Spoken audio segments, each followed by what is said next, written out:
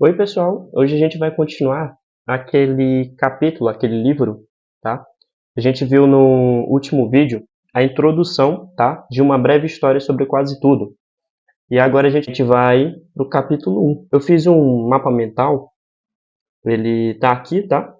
Não aqui, mas vai estar aqui no computador. Eu tô gravando e vocês vão estar vendo aí.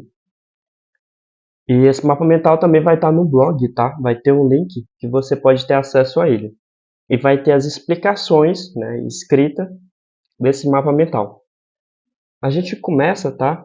Não aqui fala sobre a singularidade, mas o início do capítulo ele fala sobre dimensões muito pequenas, né?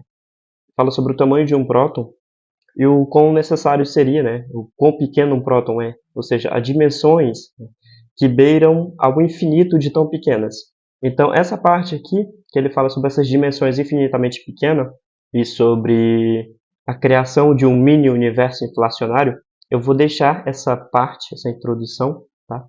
Lá no blog, apenas essa partezinha, tá? Que a gente não vai adentrar nela, tá bom?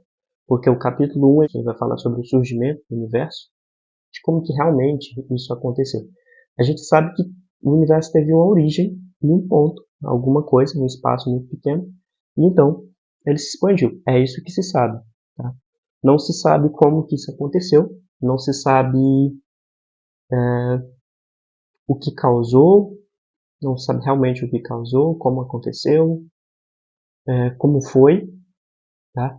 Mas eles sabem que aconteceu e quando aconteceu, o tempo estimado de quando aconteceu, né? Que é em torno de 13,7 bilhões de anos, tá? E a gente vai saber um pouco, né, como é que eles sabem disso, tá bom? Lembrando que aqui não é suposição, não é, tem muitas suposições em relação a algumas coisas, como por exemplo o próprio como ele surgiu, né? Como surgiu e como foi essa expansão, tá? Mas é comprovado de que realmente aconteceu algo, né? Uma expansão, que ele era condensado, né, que era muito pequeno, e então se expandiu, tá? Isso é comprovado, tá? E a gente vai ver o que comprova isso, tá bom? Quando ele fala sobre singularidade, o que é uma singularidade? Singularidade é uma cantada, né? Você chega lá na sua morena e você fala assim: olha, você é a singularidade do meu universo. Ela olha pra ti e fala assim: quê? Aí você fala assim: é um evento único. Um evento único que só acontece uma vez dentro do meu universo. Ah, tá. Aí só reza pra ela não ser muito inteligente, porque se ela for muito inteligente, ela vai entender como um insulto. Você tá chamando ela de muito pesada e gorda. Ah, mas vale a tentativa. Mas o que seria a singularidade? A singularidade, como o nome já diz, é singular. Né? Provavelmente, o surgimento do universo ele aconteceu por meio de uma singularidade. Tá? Se você for pesquisar por aí, tem, tem matérias, coisas na internet que eles dizem: ah, não aconteceu por uma singularidade. Aconteceu por uma inflação cósmica. Só que o que acontece? Né? Por um efeito inflacionário. Só que o que acontece? Essa questão de aconteceu por efeito inflacionário é um pouco questionável. Por quê? Porque quando eles falam sobre efeito inflacionário, eles levam em consideração também a questão da matéria e da energia escura. Só que a matéria e a energia escura não tem prova de que existe. É só suposição. Entende? Tipo assim, comprove. Qual é a comprovação que existe matéria e energia escura? Comprovação mesmo? Fato, assim. Não tem, entendeu? Então é só teoria, suposição, tá? Eu vou falar depois sobre teoria, que é realmente uma teoria científica, porque eu já fiz um vídeo falando sobre isso que o pessoal acha que, enfim, qualquer suposição é uma teoria, não é bem assim. Então por isso que é questionável justamente por isso, porque é uma suposição. Então eles não podem fazer, por exemplo, por causa da matéria e da energia escura. Comprova isso. Não, porque eles não têm nada para comprovar a existência de matéria de energia escura, né? Ah, mas é por causa que as galáxias ficam juntas. Sim, mas qual a prova? Entendeu? Não tem. E, mas o que acontece? Quando eles falam sobre a teoria atual do Big Bang, eles fazem uso das duas, tá? Tanto da forma uma singularidade quanto do efeito inflacionário. Então eles casam as duas. Então aconteceu sim uma singularidade e depois um efeito inflacionário. Mas, Ítalo, eu continuo sem entender o que é uma singularidade. Tá? As singularidades elas são melhores explicadas nos buracos negros. E isso aí é mais um erro, né? O pessoal tende a cometer. Eles acham que a singularidade do Big Bang, né, do início, ela é como um buraco negro. Mas não é bem isso. Tá? Na verdade, não tem como você saber. Sabe que foi uma singularidade, mas não sabe como ela realmente era. Então, eles usam os buracos negros para tentar entender mais ou menos como foi como um modelo, para ter um entendimento de como foi a do Big Bang, que ninguém realmente sabe como foi. Então, apenas para ter uma noção. Não é bem dizer, porque no buraco negro é assim. Então, lá no Big Bang o que aconteceu foi desse jeito. Não, entende? Ou seja, ela é uma base, é um ponto de estudo que aí se aplica no Big Bang. Ou seja, tu não sabe como foi. Então aí estuda o quê? Estuda os buracos negros, para ter uma noção. Mas o que acontece? A singularidade, ela tem massa, tá? Que beira ao infinito. Massa e energia, digamos assim. Porque a gente sabe que, segundo a teoria lá do Einstein, é o tal do E mc ao quadrado. Basicamente o E é energia, tá? M é a massa e o c é a velocidade da luz ao quadrado, né? Ou seja, o que basicamente está dizendo? O Einstein está só falando assim, ele deu uma fórmula de conversão de massa, tá? Para energia, de energia para massa. Porque massa e energia podem ser convertidas uma na outra, entendeu? Eu posso converter isso aqui em energia, tá? Eu posso converter essa energia aqui em massa, tá? Quer dizer, eu não posso, mas a partir da fórmula do Einstein é possível fazer isso. O que acontece? Na singularidade, tu tem massa, né, que é o que acontece nos buracos negros. Tu tem massas que beiram o infinito e energia que beira o infinito. Como ele beira, tudo beira o infinito, ele está fora das leis físicas, né? Essas leis físicas do nosso universo que a gente tem. Então, todas as leis físicas que se aplicam, por exemplo, aqui, nosso universo aqui, ela não vai se aplicar em uma singularidade, porque a física lá já é uma outra. Tá tudo beirando ao infinito. Então as coisas lá já não acontecem como a física, né? Que acontece aqui, certo?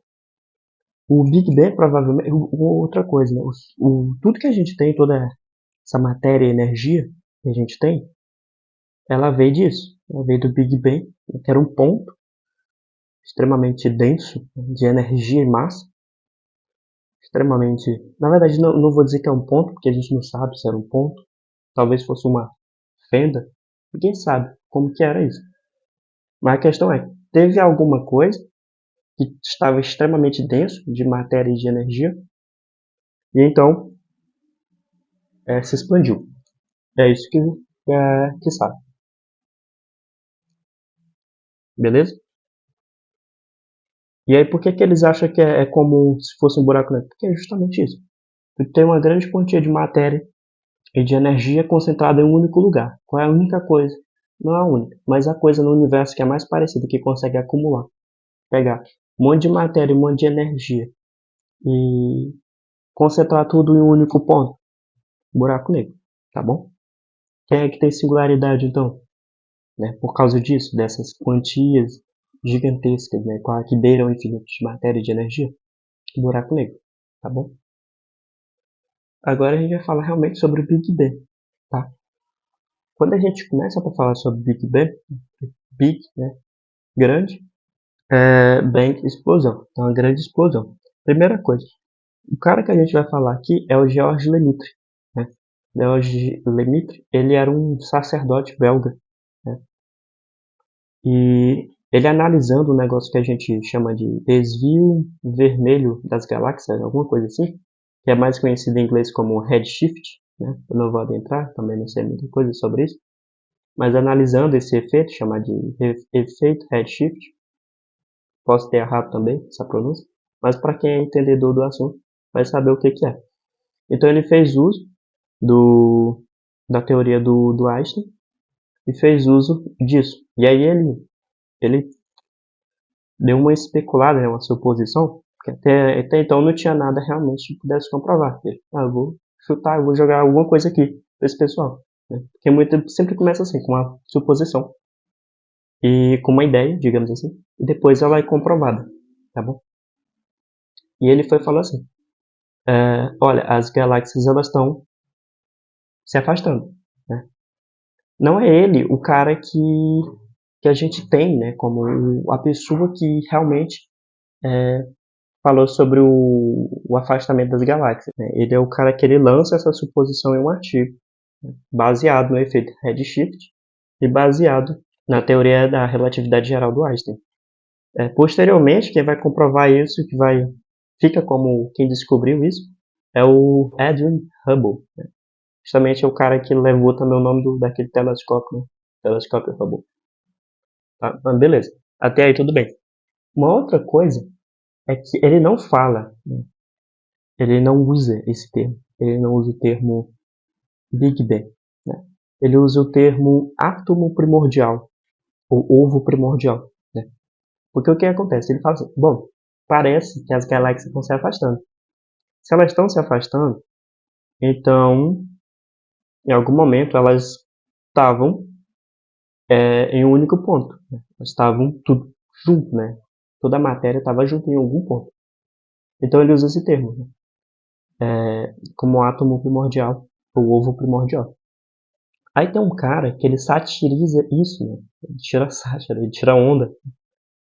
Ah, cara, burro. Tem que ser muito burro. Aí ele vai tirar onda em um show de rádio, né, digamos assim, que é o Fred Hoyle, né? Então o Fred Hoyle, eu não sei se eu estou pronunciando da forma que eu sei pronunciar, tá? Ele tira onda e, e fica, o termo pega, acaba pegando na cabeça das pessoas, né? Bang, explosão, big, grande explosão. E fica dessa forma, acaba se popularizando assim. Ou seja, o cara meio que tirando onda popularizou a teoria, né, a suposição, até o momento dele. Aí, agora a gente vai falar, né, sobre os dois carinhas que trabalham juntos, né, que é o Arnold Penzias e o Robert Wilson. É um tanto quanto engraçada a história dos dois, porque eles tinham uma profissão chamada de radioastrônomo, né? Então eles tinham as antenas de rádio e eles meio que consertavam, faziam manutenção disso aí. Eu tinha uma antena específica, a antena Holdell, alguma coisa assim, tá? Da Bell Laboratories. O que acontece? Eles estavam tentando arrumar essa antena. Só que essa maldita antena, desculpa a expressão, ela ficava com ruído que não parava nunca. Eles apontavam essa antena para tudo que era canto e ficava um ruído de fundo. E ele, mano, o que tá acontecendo? Desmontaram a antena, montaram de novo, a bicha continuava com um ruído de fundo, limparam, tiraram merda de passarinho, fizeram tudo, né? Botaram bucha de bambu, botaram tudo, fizeram tudo. Tudo sem imaginar nessa antena. Passaram quase um ano escrevendo, né, sobre isso. Sim, eles escreviam porque a comunidade é uma comunidade mais científica, então, a comunidade de radioastrônomos poderia ser útil, né? De repente alguém saber como conserta esse erro, né? Que acho de erro é esse? E aí, a única coisa que eles sabiam é que eles estavam ouvindo isso aí durante mais de um ano ou 2 anos, né? E esse barulho não parava nunca. Aí apareceu um cara, que na verdade ele estava procurando justamente o que eles tinham achado e não sabiam, né? Que é o Robert Dicker, né? O Robert Dicker, ele estava, a equipe dele de cientistas, buscando um negócio chamado de radiação cósmica de fundo. E eles não encontravam esse negócio, né? Eles não conseguiam. O que acontece? Tinha um outro cara, que é o George Gamow, né? Que era um russo, que ele tinha especulado também, né? Fez uma suposição sobre a radiação cósmica de fundo, porque o que foi que acontece? Que o George Gamow, né, cientista, ele parou para pensar. Bom, se o universo ele veio de uma explosão, não é uma explosão, é uma expansão. Então, teve muita energia concentrada nisso aí, porque foi uma rápida expansão. Teve muita energia concentrada, beleza. Então, querendo ou não, teve luz, deve ter tido luz. Esses fótons vieram de lá para cá. E devido à teoria da relatividade de Einstein, essa luz deve, com o tempo, com a velocidade, ter se transformado em outras partículas. E aí, com uma série de cálculos, ele pensou, provavelmente se transformou em micro-ondas. O que eles estavam procurando é isso. Por quê? Teoricamente, se isso aconteceu, essas partículas estão viajando o tempo todo, pelo universo inteiro. Então, tu vai conseguir, para onde tu apontar, vai ter radiação cósmica de fundo, que a gente chama sobre isso. Vai ter essas ondas. Mas aí não tem como provar, porque você tem que achar isso para você provar. Então é só uma suposição, tá bom? Teoria, entre aspas, tá? Aí o Dickens e sua equipe estavam procurando isso aí.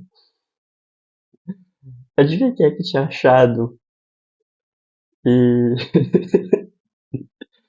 lá no Pezias e o Robert Wilson. Aí eles vão conhecer o Dickens, né? O Dickens e sua equipe. Mandaram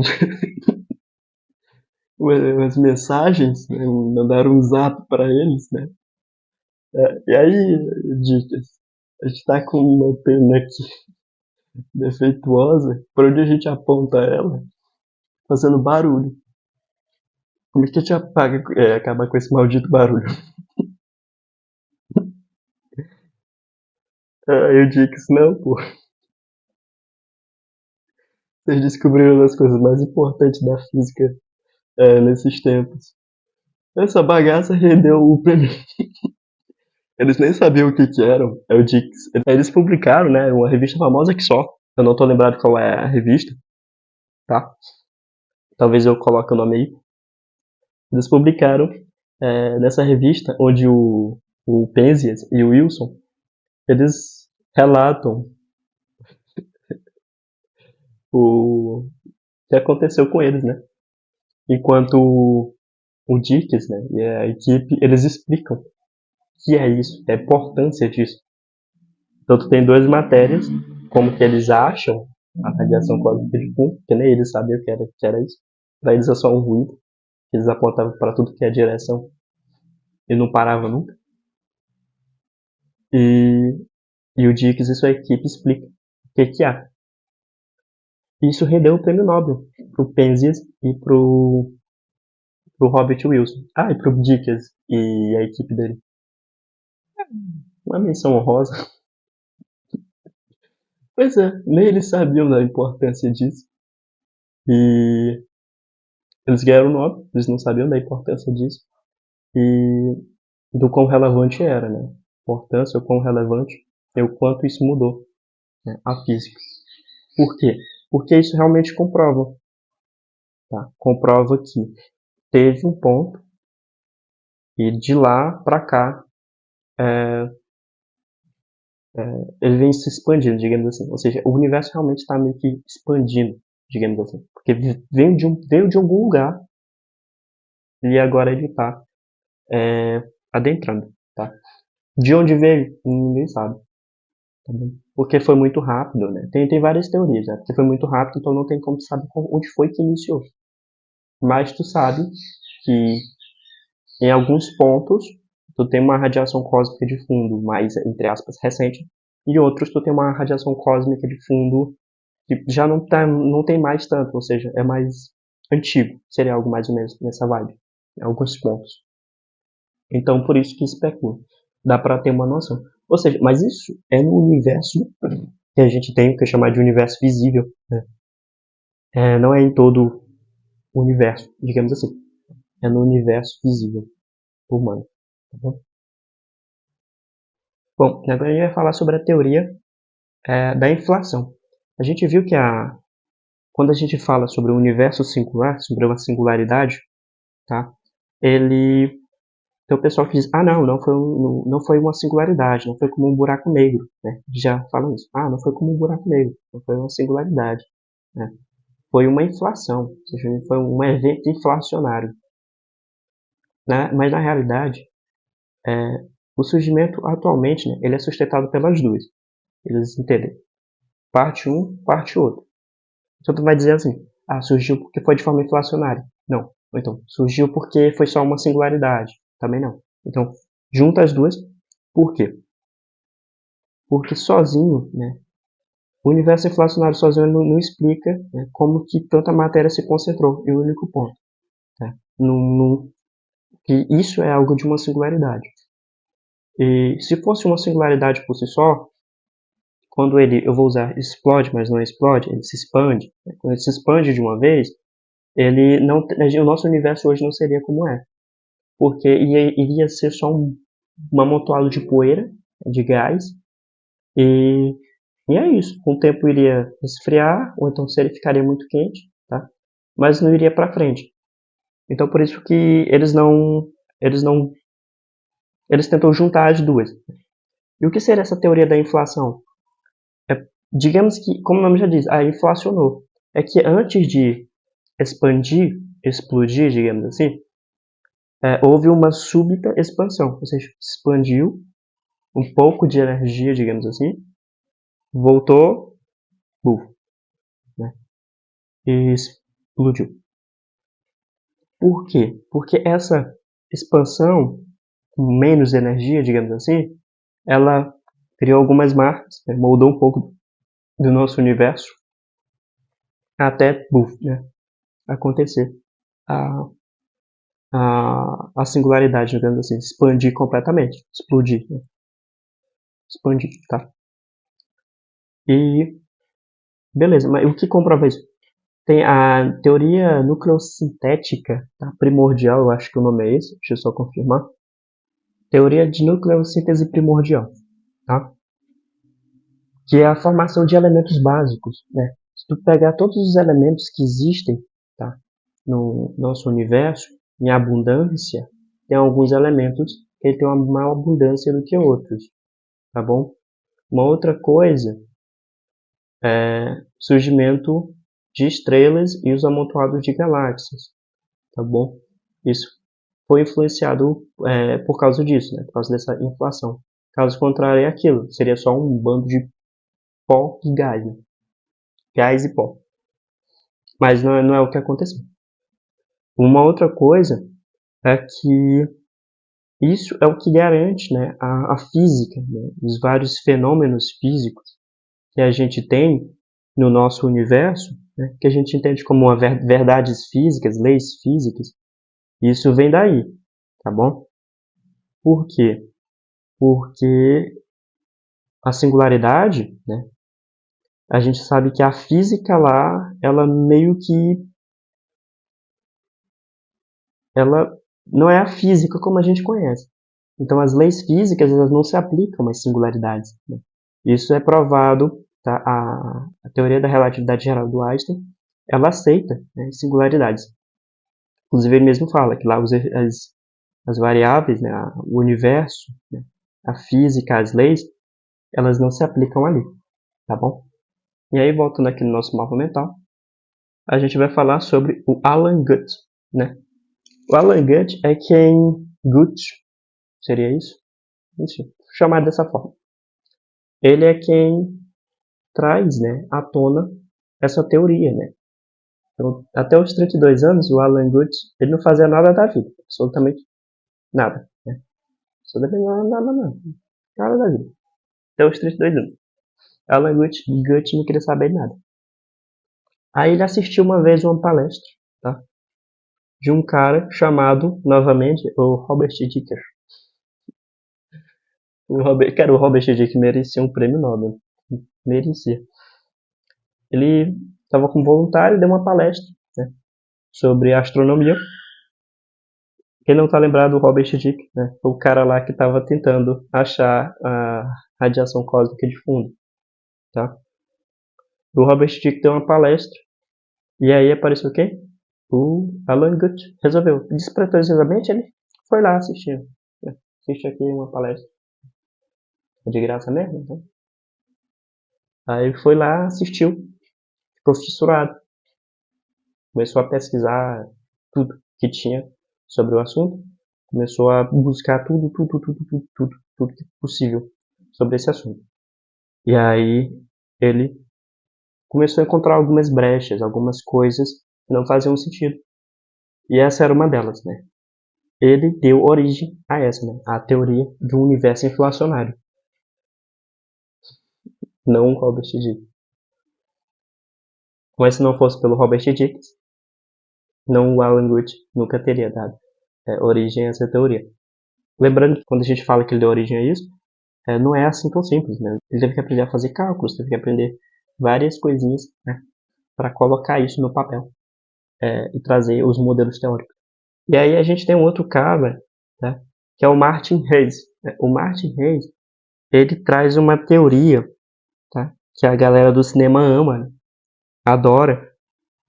O Martin Hayes depois, né, fazendo uso da teoria de um universo inflacionário, ele deu origem a eu vou dizer que a teoria é isso, suposições, né, que a galera do cinema adora, ama, né, que é a de multi-universos. Como que mas aí vem a questão, né? Essa teoria do multi-universo, ela às vezes é muito mal interpretada, muito mal entendida, tá? Porque, vamos lá, o pessoal aí digamos assim, nos filmes, né? Eles falam assim, né? Existem vários universos. O universo é gigantesco, não deve existir um universo que tem um ítalo parecido, ou, enfim, coisas do tipo, né? Coisas do tipo.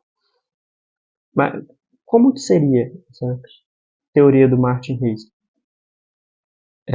Primeira coisa, existe um negócio que inclusive está aqui, que é o efeito Goodlock, né? Que é o efeito cachinhos dourados. O que acontece? O que o efeito Goodlock fala? Justamente ele fala isso, né? Cachinhos dourados. Eu acho que para quem não sabe da Caixinhos Dourados, da fábulazinha, tem uma menina que ela tá perdida na floresta, ela tá com fome. Aí ela vai lá na cabaninha, né? Na cabaninha dos ursos, e aí lá tem 3 sopas, né? Papai, mamãe urso, filhinho urso, alguma coisa assim. Eu não sei também da história. Mas enfim, ela tem 3 coisas de sopa. E aí a Caixinhos Dourados experimenta um muito quente. Ela experimenta outro, muito frio. Ela experimenta outra, no ponto, certinho. O nosso universo, se ele tivesse se expandido muito rápido, não daria certo, né? Porque se ele tivesse se expandido muito devagar, também não daria certo. Se ele tivesse se expandido muito rápido, ele não teria força, as galáxias não teriam força e elas desmoronariam. Se ele se expandisse muito devagar, também não daria certo. A gravidade seria muito forte, tudo se acumularia, se juntaria. E aí não teria como...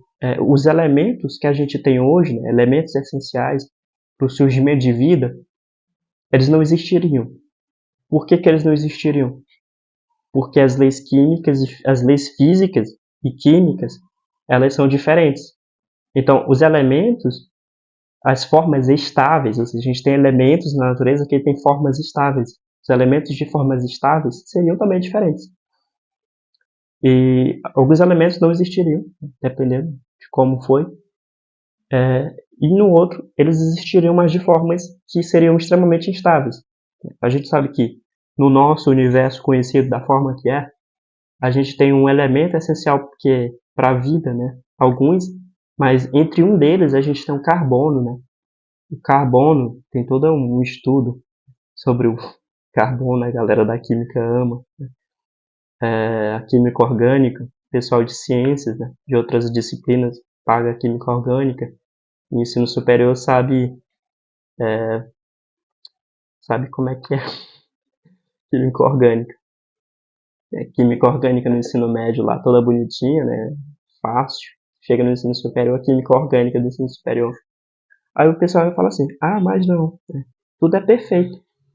É perfeito porque nosso universo é perfeito e isso permitiu que a vida existisse. O nosso universo é justamente o universo perfeito que permitiu que a vida existisse aqui.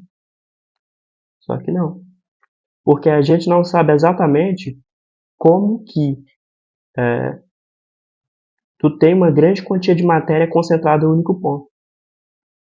Então, pode ser que o nosso Big Bang tenha sido só dois universos se colidindo. Então, tu teve uma colisão de, digamos assim, dois universos, e eles se colidiram, tu teve uma alta concentração de matéria em um único ponto, então tu teve formação de outro universo. Então, a gente não sabe se existe uma porrada de outros universos se destruindo e surgindo.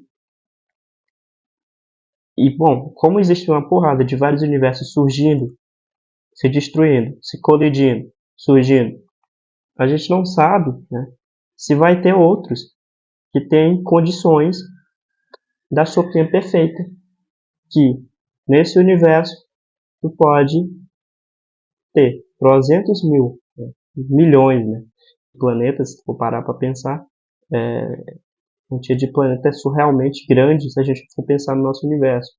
Então, vai ter uma porrada desses planetas que também vai ter vida. Porque tu tem uma porrada de universo que estão se colidindo, se destruindo, uma porrada que está surgindo por aí. Entende?